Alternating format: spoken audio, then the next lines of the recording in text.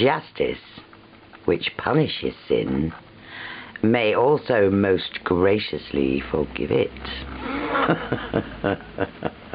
The manor of Baskerville was held by Hugo of that name, nor can it be gainsaid that he was a most wild, profane, and godless man.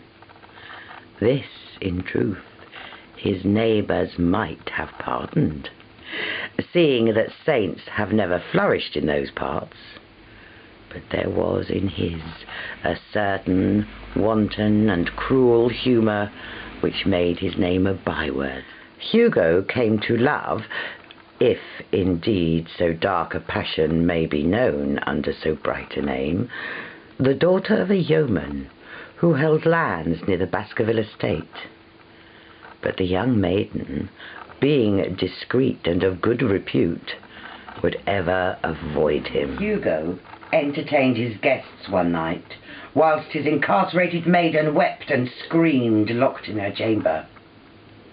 It chanced that some little time later Hugo left his guests to carry food and drink, with other worse things perchance, to his captive, and so found the cage empty and the bird flown. They called for horses, some for more wine. They galloped through the countryside in search of Hugo, who had left his guests alone in the hall to search for his maiden. They came across an unhappy sight, for there lay in the unhappy maid where she had fallen dead of fear and of fatigue.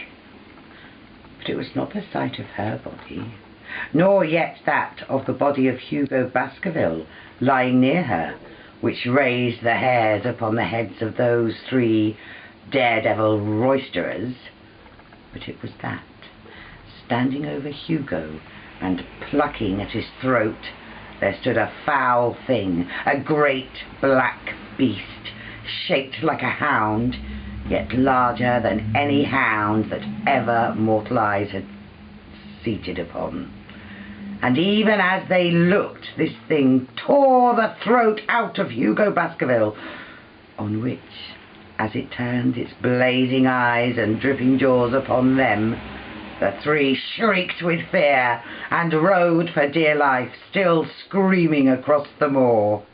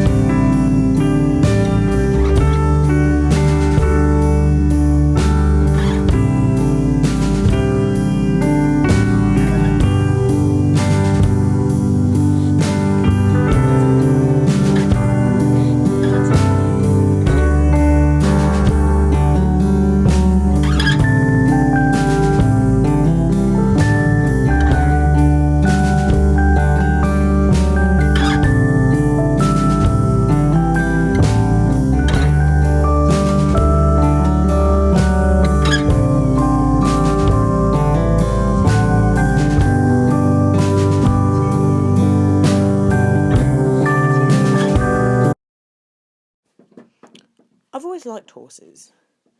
The sort of ability to be able to run away and do something different, away from other people, at least other people who don't understand you. It's been weird for a while now. Things haven't really been the same.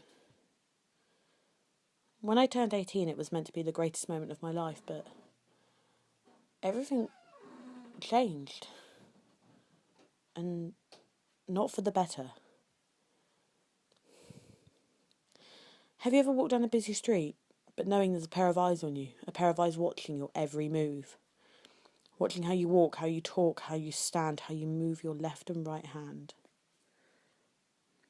watching how you look at people, studying your every moves, waiting for something.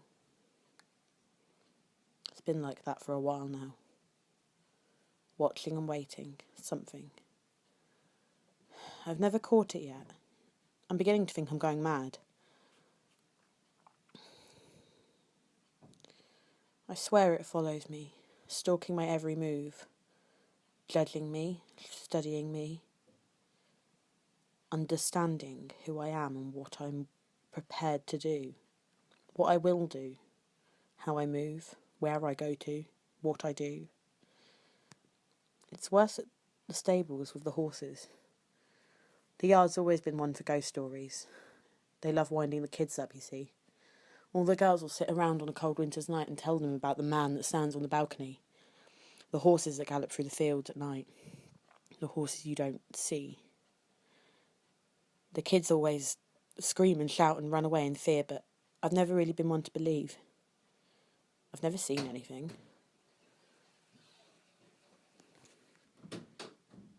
I just think I didn't want to believe in ghosts, you know. Things that haunt, things that pull. Creatures. The unknown. It's rubbish. The whole of it is just rubbish. I know something's following me. I can feel it. Breathing down my neck. Biting at my heels. Waiting for me to trip up. So that it can take its last bite.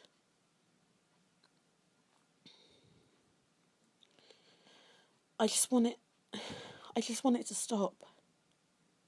You know? Driving at night's never been fun, but hey, when you think you're being stalked, it's even worse. Waiting for something to pull you out your seat.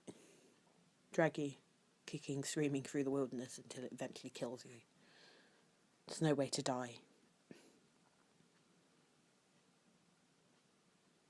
I love being me. But I loved being me more when I wasn't being followed. When I wasn't scared.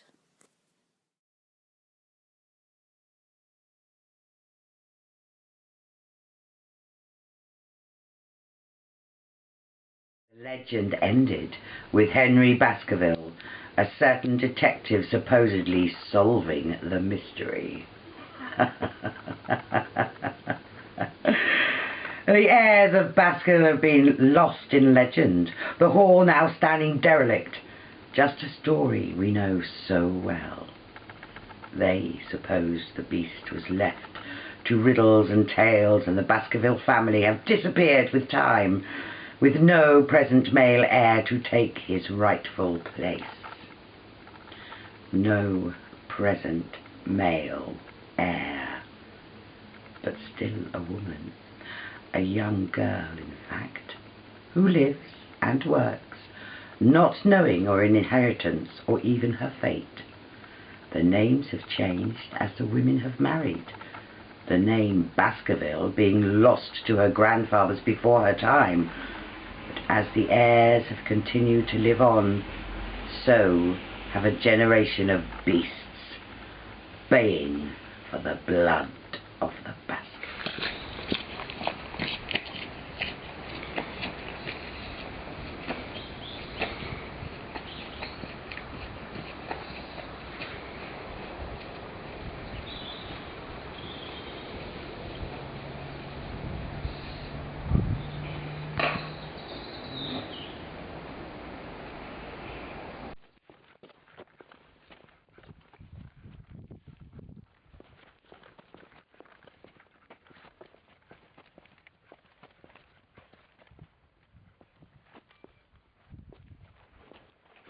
Hello?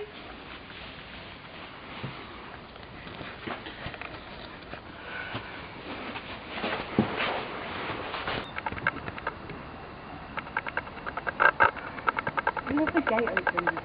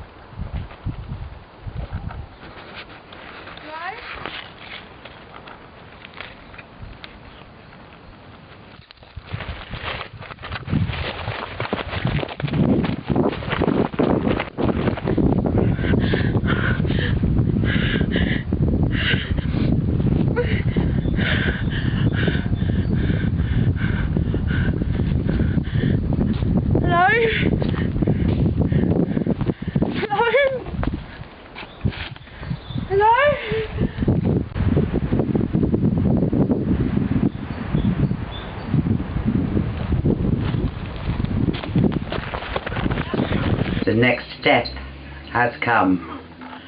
The new beast has claimed its first life, the lost heiress of Baskerville. But somewhere in the world is another heir, not knowing their fate, knowing nothing of the beast that lurks in the shadows, waiting to claim the blood that it craves, the blood of the new heir to the Baskerville fortune.